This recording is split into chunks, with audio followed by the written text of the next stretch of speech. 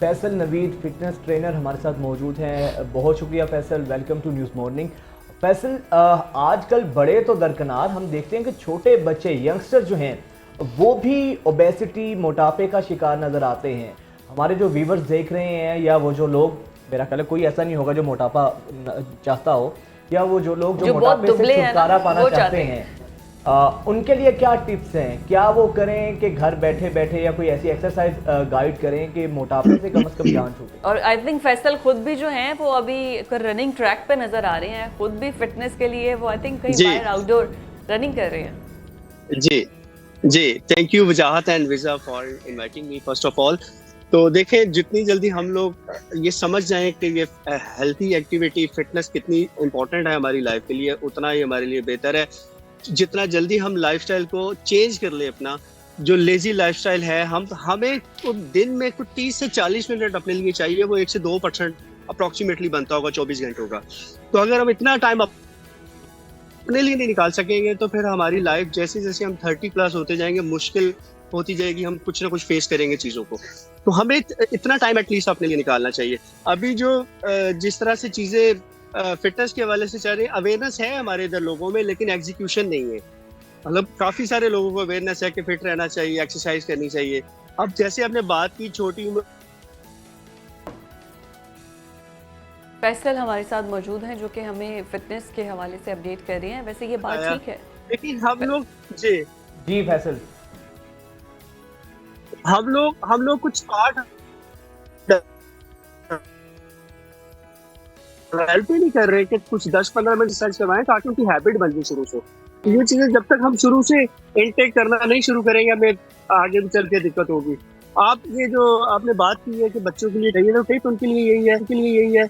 हमारे स्कूल में भी आजकल कुछ ना कुछ एक्टिविटीज तो होती है, लेकिन कुछ ना कुछ उनको 15-20 मिनट करनी चाहिए एक्टिविटी।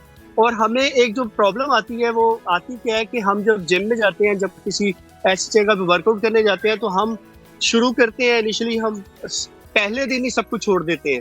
जिम शुरू करते हैं तो पहले दिन ही डाइट पे शिफ्ट कर देते हैं। उससे प्रॉब्लम क्या होती है कि जब हम इतने अरसे से एक ही तरह की डाइट ले रहे होते हैं इतने सालों से, जैसे ही हम जिम में जाते हैं सारी डाइट एक स्पेसिफिक डाइट पे शिफ्ट करते हैं, हमें क्रेविंग का लेवल इस कदर बढ़ जाता है कि वो फिर इतना खा लेते हैं जिम जाने से पहले, फिर जिम भी नहीं हो पाता। तो ये एक बड़ी बेसिक प्रॉब्लम है।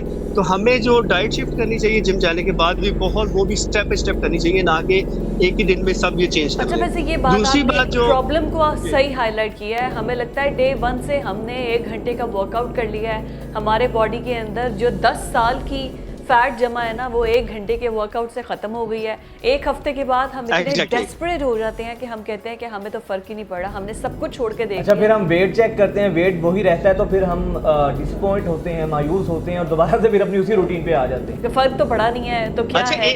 जी एग्जैक्टली बिल्कुल आप सही फरमा रहे हैं। लेकिन इन चीजों के साथ हमें ये ख्याल करना होगा कि हमें पहले इस चीज से बाहर आना होगा कि हमें मोटे या पतले होने के लिए एक्सरसाइज करनी है, क्योंकि इसके अलावा भी चीजें बहुत हैं जो आपकी बॉडी में इंटरनली आपको, जैसे आपने बताया, ब्लड प्रेशर, शुगर, कोलेस्ट्रॉल, ये चीजें भी कंट्रोल एक्सरसाइज से होती हैं। और वाहिद एक्सरसाइज ऐसी चीज है जो आपकी एजिंग को भी कंट्रोल करती है। अगर आप 40 प्लस हो जाते हैं, हो रहे हैं, तो आपको एक्सरसाइज है वो जो कंट्रोल कर सकती है एज को। अदरवाइज कोई अल्टरनेट नहीं है जो एज को कंट्रोल कर सके। कंट्रोल से मतलब ये है कि एज तो बढ़नी है, लेकिन आप लुक लाइक आप उतनी एज के नहीं लगते। तो ये सिर्फ एक एक्सरसाइज का ऐसा कमाल हो सकता है। अच्छा, ये जो yoga is also helpful for weight loss, जो लोग ज्यादा वर्कआउट नहीं कर सकते। योगा का जो ज्यादा पार्ट है ना, वो आपकी ब्रेन हेल्थ की तरफ बहुत ज्यादा वो डायरेक्ट करती है हमें।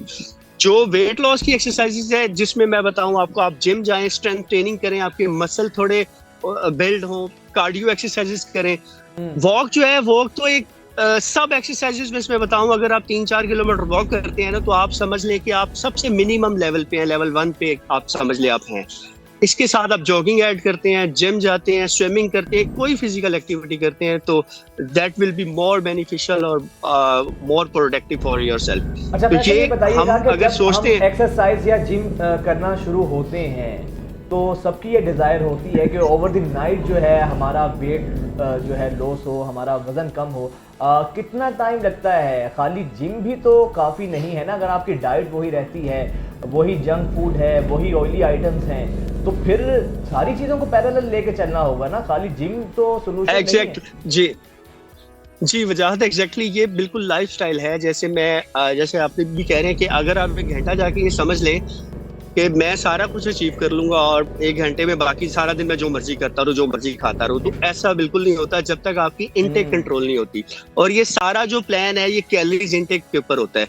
अगर आप घंटा जिम कर रहे हैं, अगर आपकी बॉडी की रिक्वायरमेंट है 3000 कैलोरीज, आप ले रहे हैं 6-7 हजार, तो आप बेशक 6 घंटे भी जिम में लगाएं, अगर आपकी कैलोरीज मेंटेन नहीं है इनटेक आपके खाने की, तो आप कुछ भी कर लें 6 घंटे भी जिम में, तो वेट लॉस नहीं हो सकता अगर आपका टारगेट वेट लॉस। पता ही नहीं है कि कैलोरीज को मैनेज कैसे किया जाता है। वैसे एक रिक्वायर बॉडी को 3000 या 2500 कैलोरीज चाहिए होती हैं। हमने बेसिकली कैलोरीज को कम करना होता है और हमें यही नहीं पता कि कैलोरीज किस चीज़ से, एक रोटी से कितनी कैलोरी मिल रही है, एक चाय के कप से कितनी कैलोरी मिल रही है हमें, कुछ अगर हम स्नैकिंग कर रहे हैं, कुछ चिप्स ले रहे हैं तो उससे कितनी कैलोरीज मिल रही है।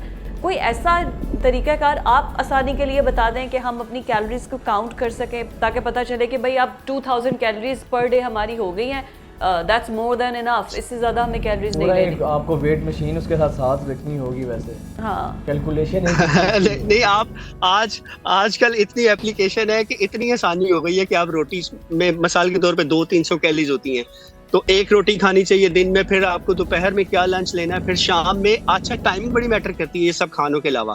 खाना तो आप मैनेज कर लेंगे, मील प्लान बना देंगे, आपको ट्रेनर भी और बाकी एक्सपर्ट भी बना देते हैं, लेकिन टाइमिंग इज मोस्ट इम्पोर्टेंट। क्योंकि अगर आप कार्ब्स लेते हैं 8 बजे के बाद, शाम 8 बजे के बाद, तो आपको वो इतना प्रोडक्टिव नहीं रहेगा आपके लिए। क्योंकि ये फॉर एग्जाम्पल मैं आपको बताऊँ, आप रात को पराठा खाएं आप और सुबह में पराठा खाएं। अगर आप पराठा खाना मना नहीं है, लेकिन बात वही है कि अगर आप कैलोरीज मेंटेन कर रहे हैं, आप पराठा रोजाना 2-2 पराठे खाएं, तो वो तो फिर बिल्कुल खाते पीते घर से पहलवानों वाले घर से फिर होंगे, सुबह शाम पराठे खाने वाले। Thank you so much mister Faisal Naveed Vidas, और हमें बता रहे थे कि किस तरीके से आप फिट रह सकते हैं।